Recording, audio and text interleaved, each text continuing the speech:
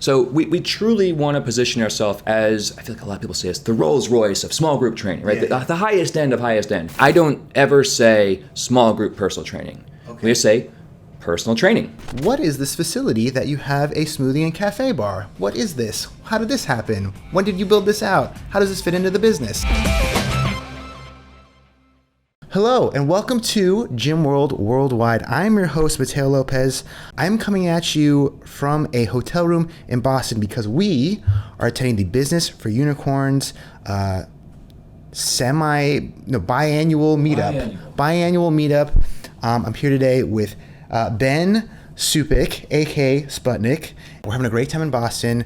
We decided to do a quick little episode, a mini episode on the road. That's why if you're listening on Spotify, it should be fine. Audio should be okay. If you're watching on YouTube, we are in my hotel room. It's poorly lit. I apologize for that. But yeah, we have some great gym owner knowledge that I just wanted to get out to you. Knowledge.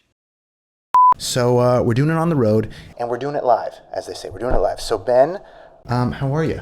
I'm doing so great, Mateo. Great. Okay. I want to have Ben on because he has been in the game for nearly 14 years. His first location is at Capacity. It's kicking ass. Second location, also kicking ass. And next year, he's on track to open 2 at once, 2 in 1 year, and basically take over the world. So, Ben, let's start off with how did you get started in fitness? How did you get started with your fitness career? Yeah, so funny enough, I spent all of my childhood studying music. Oh, yeah. I actually did not know that. That's really cool. Okay. True story. For a very young age, I was certain I was going to be a jazz musician. Oh. That was going to be my thing. What'd you play? I played trombone and I played upright bass. Wow. Yeah. Wow. And, slap of the bass, as they say. Most definitely. Slap of the bass, yes. Okay. And I went to college for that as well. Yep. And 2 years into my collegiate career, I got burned out.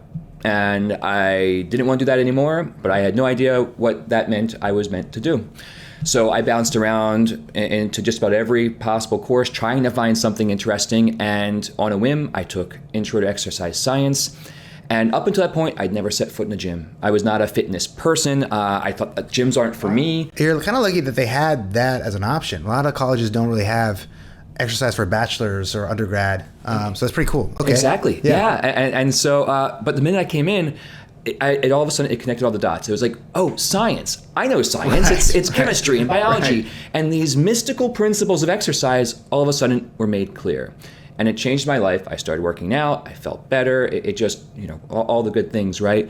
And I was like, I have to share this with all those other people I know who hate gyms. And, so that was the beginning of the... So it was in college that gave you the bug. That's wild. Yeah. That's interesting.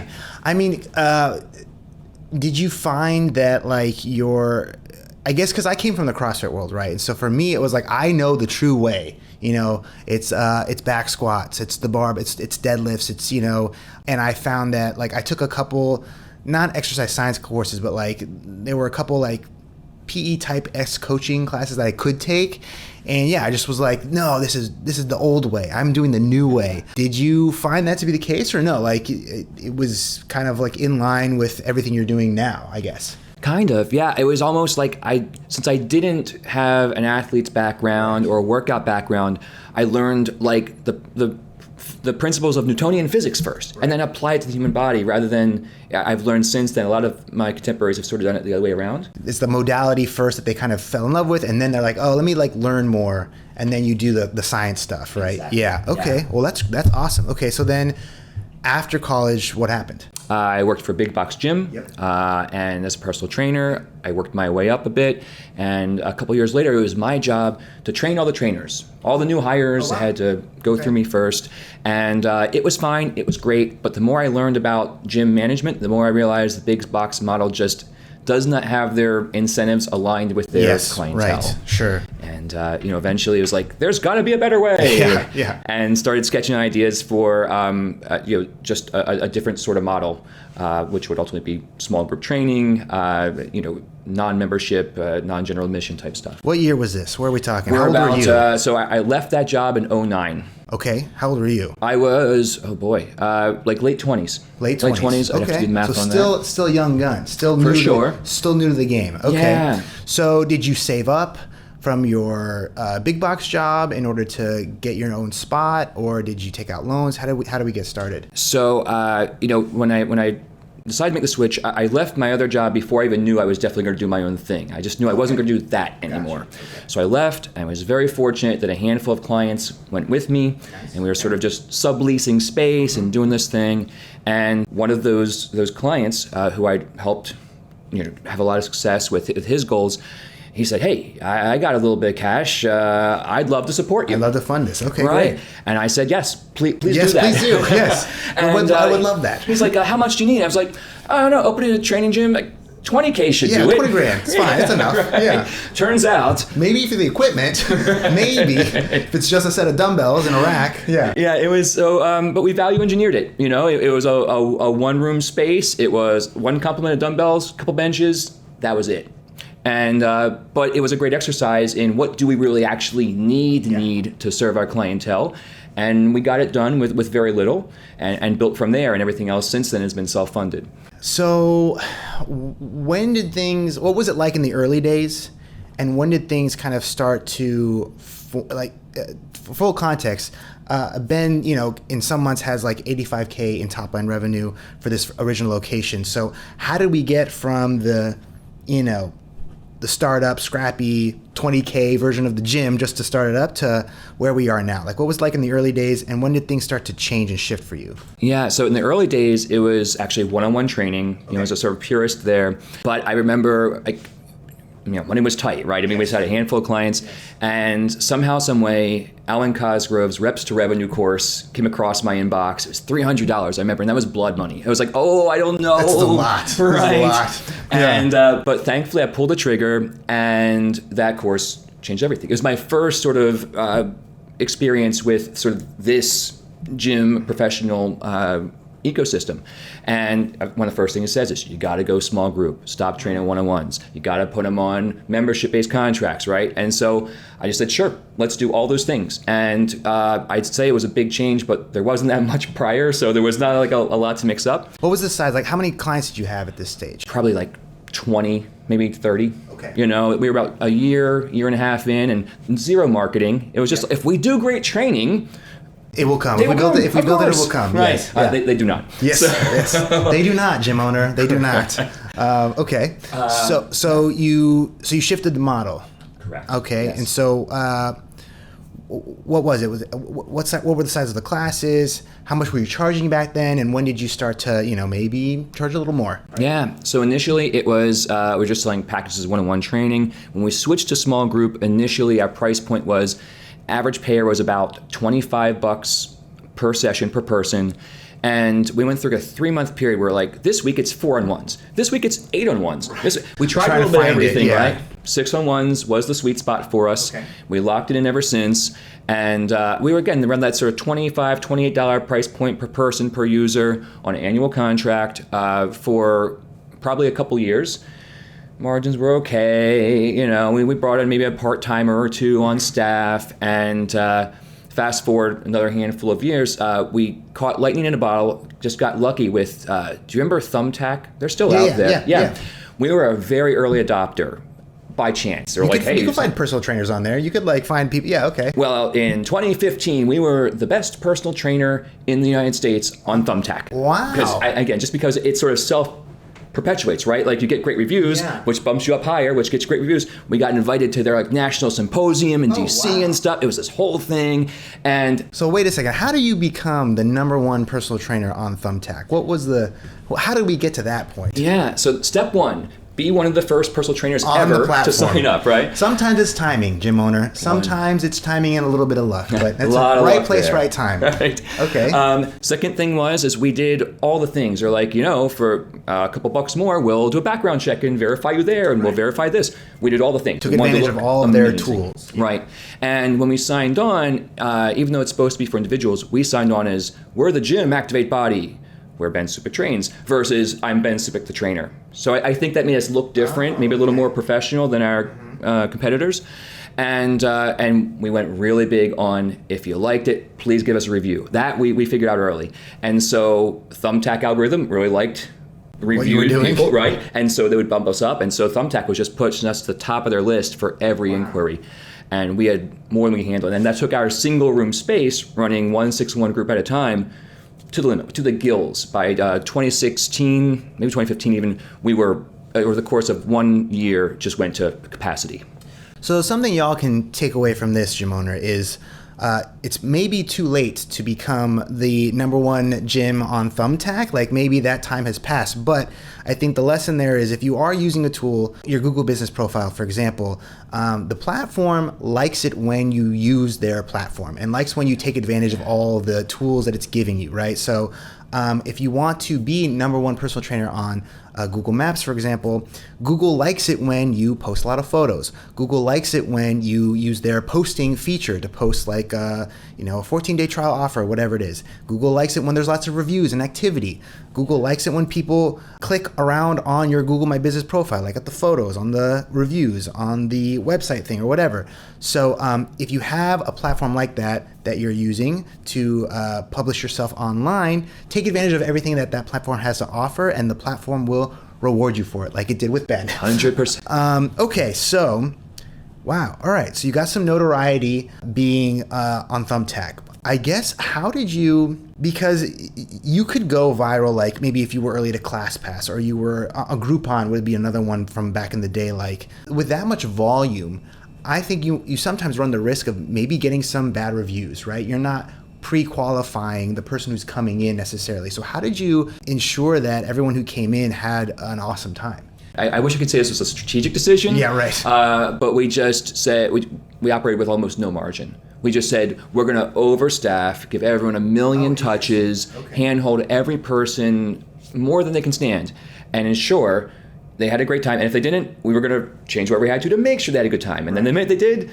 please do the review link. Right. And so we just, by sheer brute force. Well, how did you come, like, what was the thought process? Or I guess you said it wasn't strategic, but I guess what made you decide to do that? Hey, we just have to over-deliver and, like you said, overstaff, give them more love than they have ever needed or wanted. Like, what made you decide to do that? I had this, I think it was ego, where it was just, I truly believed at the time, there's no reason anyone should not love us. Right. Right? Like that's a controllable thing. I realize now perhaps maybe not so much, but back then it was like, if we lose somebody, it was only because we messed up. And we're not gonna let that happen. And we didn't. Okay. So what year? So now we're 2018, you said, right? This is 2016. 2016. And we're to the limit. You're to the limit. Okay. But no margin, you said. Correct. So what did we do to maybe get some margin? What did we do to start actually making a little bit of money? So we're really popular. We have a lot of staff, and we're almost at capacity with members. How do we actually start to make a little bit of money? When did that happen? Yeah, so I think I'm just good enough at math to get myself in trouble, right? Okay. We weren't tracking. It was all in my head. That's fine. I'm still getting a paycheck. We're good. Right. Like, business is fine. And then every time we'd actually start running numbers and peak, we'd realize maybe perhaps not so fine. And we realized that I either had to purge staff, which I didn't want to do, or we had to create more space. We still had that demand, and we were starting to turn people away. And our one-room facility just wasn't going to cut it. So we had an opportunity to just mere feet from our current location, a new space opened up. It was 3x the size, had a lot of bells and whistles, and so we had a lot of cash and decided to take the plunge and go for it. Okay, so you expanded. We did, in a big way. You expanded. Yeah. No margin, so we're going to expand. Right, yeah, exactly. Okay. I guess I'm doing a terrible job as a host, Jim Owner, because I'm just so excited. We don't know the name of your gym yet. So what's the name of the gym at this point? The name of the gym is Activate Body. Activate Body. Okay, so Activate Body has now become 2 bodies. We've now expanded. What did the model look like then at that point? How many sessions were you running? What are the types of sessions? What's the flow? How does it work? So ever since the first couple of years when we realized, okay, small groups is the way to go, the one thing we've done and have not veered from this at all is we're just going to do small group 6-on-1s, and that's it. No one-on-ones, no classes, no this and that, and we're only going to serve older adults who just want to move better. Again, not this revolutionary customer avatar. But the avatar was, I guess, you figured this out early. You kind of narrowed in on it early. Okay, so it's 55 plus, who just want to feel a little bit better, maybe not have their back hurt when they pick up their kids or maybe soon to be grandkids, and then 6-on-1, right? Correct. Okay, so then we expanded. What happened there? Because I know currently you run a pretty interesting kind of 2 sessions at the same time. So what was it like then, and how do we get to the model where it is now? Yeah, so again, up until then, it was the very standard 1-room facility, 6-on-1, one group at a time, and that's it. When we expanded, we're like, well, if 1 is good, 2 is better. Right. So we created, it's like sort of an L-shaped facility, and in the center, there's this sort of lobby cafe. We had a smoothie bar, a sort of, small sandwiches and stuff. And then there were 2 separate gym floors, basically just doubled up, and each of these runs a 6-on-1 group with 1 personal trainer at a time. So it's 2 rooms essentially. Correct. Okay. Precisely. I got you. What is this facility that you have a smoothie and cafe bar? What is this? How did this happen? When did you build this out? How does this fit into the business? Yeah. Well, again, I was a big Cosgrove devotee, okay. and he said, "What do we do next?" It's like, "You have to have a smoothie bar, like more dollars per customer or per member." So we knew our new space had to have a smoothie bar as well, and that was a learning experience. Yeah.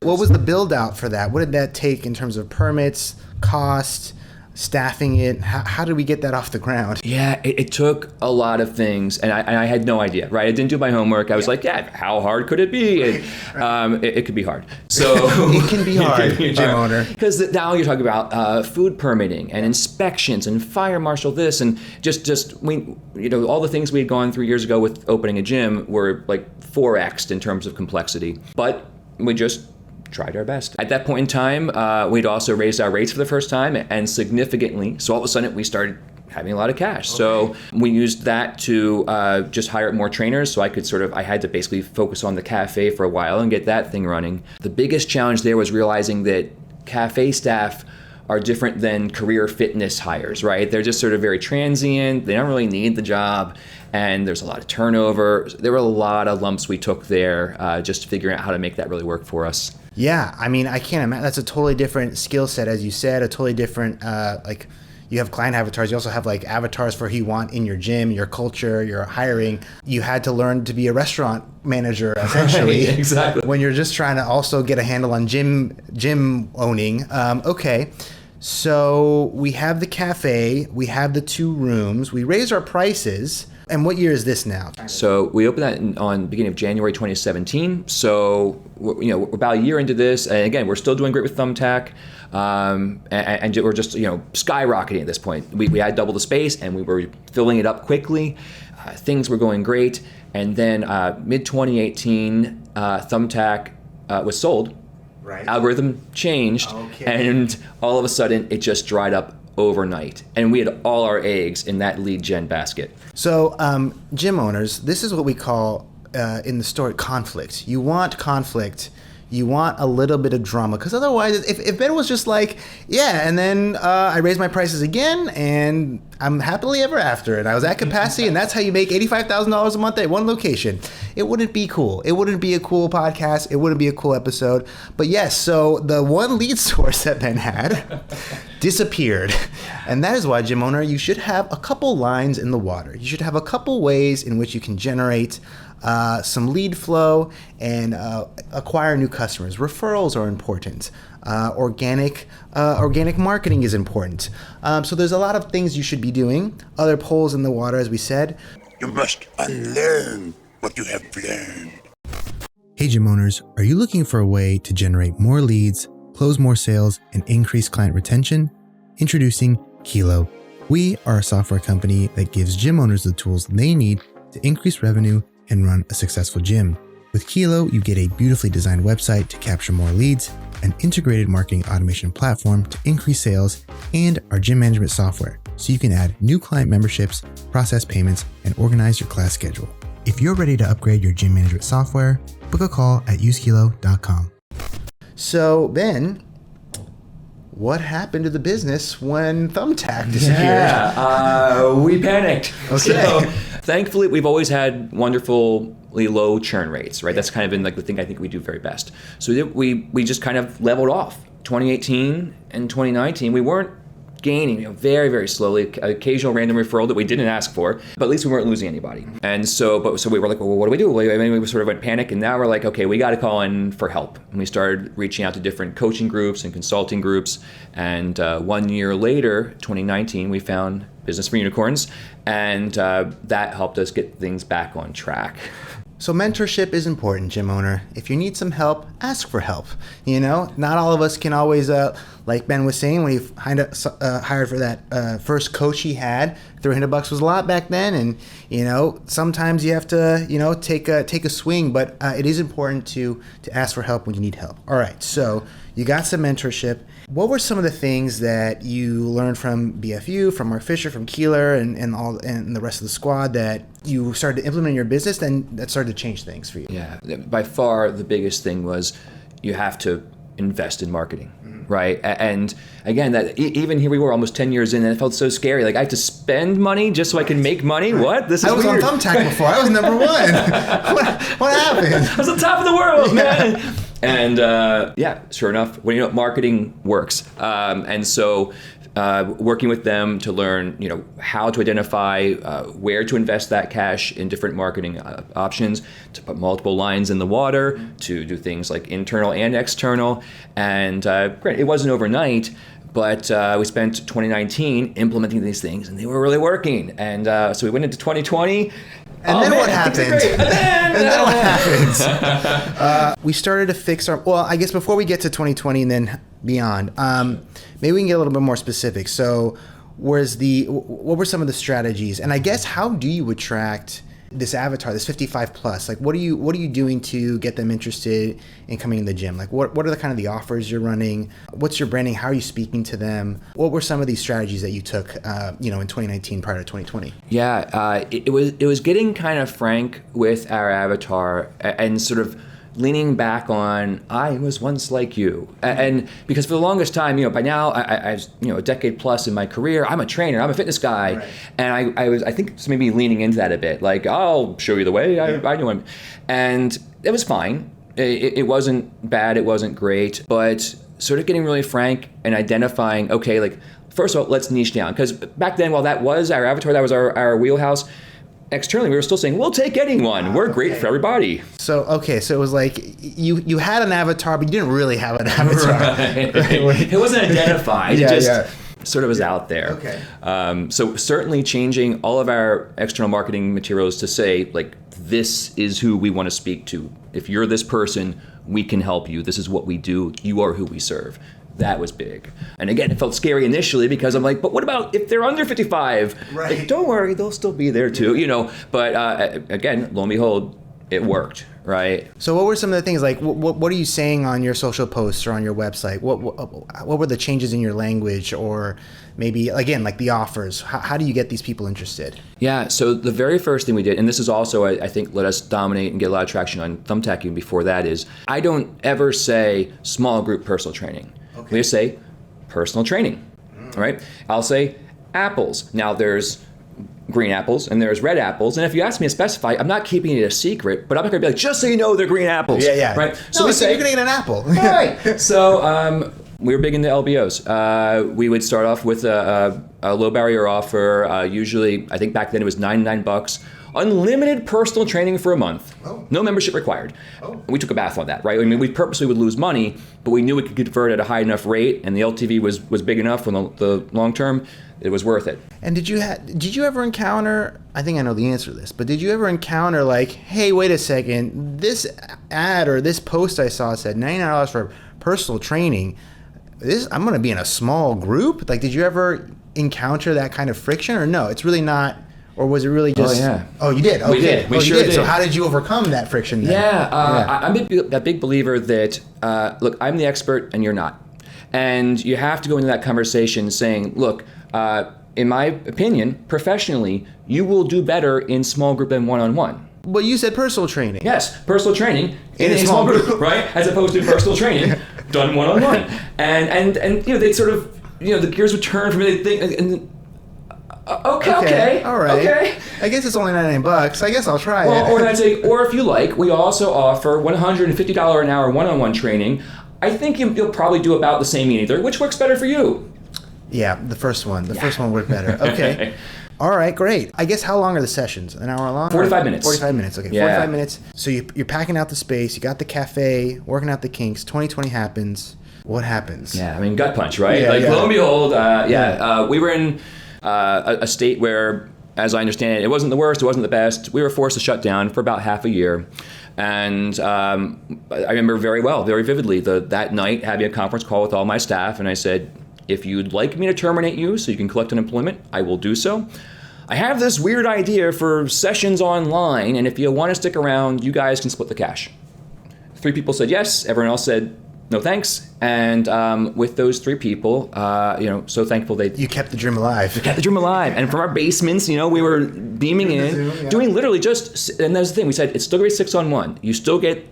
That's actually kind of nice because my mom had a CrossFit membership at the time, and I would when I finally got around to visiting or whatever, or even she would show me like there's a 20 little squares. That's a lot of squares. Like you can't really interact. Like you go over, okay, yeah, I can see you, or I can't really see you. Like 20 squares is a lot of squares, but 6-on-1 on a Zoom that seems. You can still kind of keep it intimate. You can still kind of keep it like a cool experience. And that's exactly what we did, right? We tried to still keep those personal touches, a lot of name drops and so on. And I think we did a decent job of keeping that going. We still had over half our members say, nah, I'm good. Right. Not for me. Yeah. But thankfully, some gave us a chance, and we were able to deliver on that, given the circumstances, pretty well. And we reopened end of summer. I believe it was late August. And we were started. It was. I always say it was kind of like a wildfire, though. In that, I'd say it's good for the forest, even though it's kind of death and destruction. Right. Because ultimately it's going to be healthier, right? And sure enough, we learned a lot, and so we lost a lot of members who kind of were from like the old ways anyway. The staff who weren't like believing in the mission, they were gone, and so we started again small but fresh, and that was really nice for us. So you kind of reset. You could kind of do some new processes maybe that you wanted to implement. 100%, yeah. And get new staff and bring them on board. Okay, so what was the state of the business coming out of lockdown? How many members were we at? What was revenue looking like? Where were we at when we restarted? I don't remember the exact member count, but we were down to I think 15K MRR top line. I mean, that's not bad. Not I was bad. expecting you said 50% gone, whatever. But that's not bad. Okay, so then what was the rebuild process like? I guess let's just bring it back to the present. The gym's doing pretty at capacity. You have the second location. I guess when did the second location come online? Yeah, so because we spent all that downtime during COVID just retooling it. When we open, we're going to roll this Right, out, we're gonna this do out. this. Build those SOPs, build these systems, marketing funnel, all these sorts of things. And sure enough, the day we opened, we're like, bam, we hit the ground running and we skyrocket. Our growth was even better than the Thumbtack days. Right. And we're rolling, and it felt much more stable and diversified in terms of lead flow. We had systems, we were tracking our numbers, like all the stuff a business was supposed to do. Right. And we started saying, okay, this is built, everything we've done has been with scaling in mind. That was always the dream long term. And we started looking around for opportunities. We found one that fell into our lap in that it was a building that was for sale, which was our preference. Oh, wow. And secondly, pre-COVID, it was a training gym. So the build out was already minimal. there. So we said, yeah, it's a little faster than we thought, but let's do it. So you bought the second one? We did, yes. Wow, really living the dream. Oh, okay, yeah, so man. So I want to know more about the building, but I guess as of now, what is the offer? How do you get people in? And I guess what are the packages and the pricing? Sure thing. Yeah. So we stepping stone it, right? Initially, we just want to collect your contact info, whether it's through our website, through a digital lead or digital ad, through a referral, just all funnels into there. How are you? What is it like? Is it still the LBO or is it? How are you getting people to opt in? Yeah. So initially, we're purposely kind of vague. We're like, if you're interested in all in this concept, our philosophy, right? Intro, some kind of intro. Get started. Well, yeah, I mean, even before that, we don't necessarily plug even the LBO. Okay. Our big thing is now, what was transformative for us is I published this post on our website. It was just like, I hate working out. I never, ever enjoy a workout, ever. And basically, if that's you, Come join the gym. Right. And lo and behold, they'd be like, yeah, that's me. So, and then we said, great, give us your contact info, and we'll reach out and we'll talk about how we can best help you. So again, through all these different methods, phone call comes in. Our main front desk person who operates the cafe, our main guy at the original location, who has a lot of downtime, we're only selling so many smoothies, he's our appointment setter. So he, as quickly as possible, calls back all inbound leads, and his objective is to schedule them for just a free strategy session at the location of their choice with that general manager. They come in, they meet the general manager. General manager does a mini assessment, little tour, talks about their pain points, and their objective is to sell them on the LBO. These days it's $149 for 28 days, unlimited small group. Interesting. Okay, so do you still have ads running? Like, are you just posting a lot on Instagram? Like, how are people even hearing about you to opt in? Yeah, so a lot of meta ads for sure. No organic. What we found is our avatar skews a bit older. And they're still on Facebook. They're still on Facebook. They're still on They Facebook. love Facebook. They love it. And they love clicking on stuff on yeah. Facebook. Okay, so you can still put an ad out on Facebook that's like, hey, gym for people who don't like working out so much. Check it out. And then I'll check it out. Yeah, exactly. Okay. All right, exactly. Sweet. So then they just opt in. I'm assuming texting and calling, trying to get them on the phone, schedule them to come in. You get them to come in, you do an assessment, and then you do the LBO. Correct. Awesome. Okay, great. So that's pretty clear. For gym owner, you can follow that if you want, step by step, pretty clear. Okay, great. So they're still on Facebook. So the second location, how did you buy the gym? Yeah, so it sort of fell into our lap, and it was a little more money than we wanted to spend. I have one business partner who's primarily a silent partner, but he was involved with this because this was a big decision for us. And we just said, it's not going to get any better than this. Like all the build-out costs are half of what we were going to spend anywhere else. So we can scrape up the extra cash for a down payment, and let's buy. This is back when interest rates, it was 2022, so right. Still pretty that was good. pretty appealing. And we pulled the trigger, and just in 3 months, all it needed was basically new flooring and a fresh coat of paint, and the sign outside, and we were in business. So you just took out like a conventional loan? Did you try to do SBA? What did you do? It was just a mortgage. Oh, wow. Yeah. Okay. And you had cash from, I guess, did you have a war chest from the gym? Yeah. So at this point, again, we had done so well since opening up after COVID, and we knew even back then, okay, let's just, plus I was a little gun shy, like, what if there's another COVID? So we just I saved up cash, we had this giant war chest, and it was enough to front the cost for the down payment on the new space. Wow. Okay. I guess, so did you remain profitable too during COVID? I know you had that 15K kind of hit, but did you stay profitable? I was not taking a salary. Okay. So because of that, we were. Business was. Because of that, so that's good. I was okay, to just sort of sit that one out, and the goal was just keep it humming. Keep it alive. Yeah. Right, exactly. Okay. Sweet. All right. Something we glossed over, gym owner. Tell us a little bit more about the. So you bought the building. You have the second location. Tell us a little bit more about the operations, because you were saying that on our walk up here, the cafe serves as the front desk person as well. They are setting appointments. Are they also following up with leads? Like, how is the organization structured to get all this stuff done? So we truly want to position ourselves as, I feel like a lot of people say this, the Rolls Royce of small group training, right? Yeah. The highest end of highest end. And for us, with our avatar, that means the thing they value more than anything else is face-to-face everything. They don't want to text, they don't want to email. They want to talk to a person every time who knows their name. They want to see a person. That's why we have front desk at the main location. And the new gym, it was going to really caused some construction inefficiencies if we had to install a front desk, and I did not want to go through the rigmarole again of hiring front desk people again. It's just too much of a headache. It's tough. So we just said, okay, front desk at the original location is now front desk for all the locations, right? Yeah. So it's the same phone number. It all goes there. They have the schedule open for all locations. There's a MindBody app. They can. Again, our members don't want to do that. That's why I tell you when I want to come in, and you change it. And you give it to me. Yeah. And he does. And we have a great front desk staff there, and so they manage all the appointment setting. They manage all the session changes. They manage all the billing requests. Everything goes through there. And I believe our members truly, really love the fact that it's always a live person. And are there two people or is there one person managing all of it? Like One person. nine to Well, five? one person at a time, I should say. That's what I mean. Now, how many people split that role? So we're open 6 days a week. Both locations hold the same hours, about 14 hours a day, a little less on Friday, Saturday. And there's always one person. So we have one full-timer and we have 3 part-timers who share the rest of the front desk schedule. Correct. And then for the main location, if you're running 2 classes, how many full-time and part-time coaches do you have? So we have 1 very full-time, and we have 3 part-timers, all pulling 20 to 30 hours each themselves, plus a GM.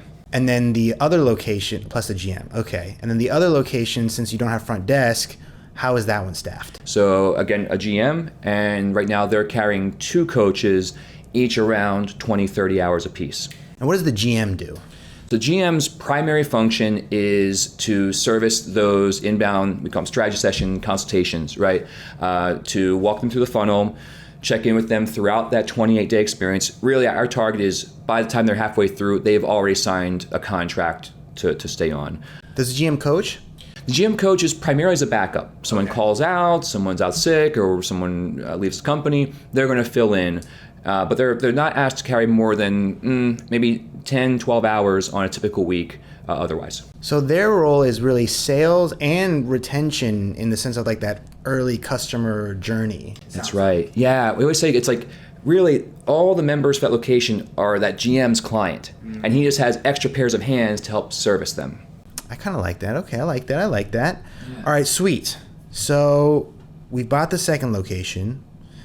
That one's still growing, it sounds like. That it is, yes. Still growing. Why open 2 more then next year at the same time? Again, we've made some decisions throughout the process, certainly post-COVID, maybe sacrificed a little bit of short-term gain to set ourselves up optimally to scale long-term. And the model, the sweet spot we're looking for is sort of 4 locations, we call it sort of hub and spoke, right?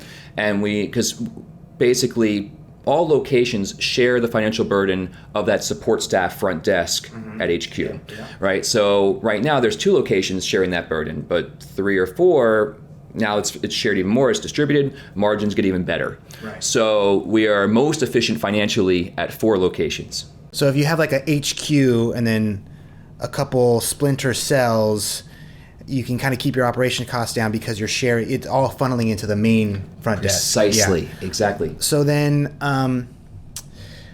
okay, how is it structured? Are they each their own LLC? Does the one business own the building and these other businesses? How does that work? Yeah, so the objective is it's one S Corp, which will be for up to 4 locations. Okay. A separate subsidiary owns the building just for liability purposes to keep that separate. So all one big company, and then I don't get too ahead of ourselves, but if this goes well, I'd love to take a look at, can we do another hub spoke somewhere else? And that would be a different one. So the plan would be HQ, 3 to 4 that surround it, other town, HQ, 3 to 4 that surround it, other town, HQ. Okay. You got it. These little submarines that are fed by the mothership, and there's just a few motherships kind of spread out, or maybe more than a few, a bunch of motherships spread out. Right.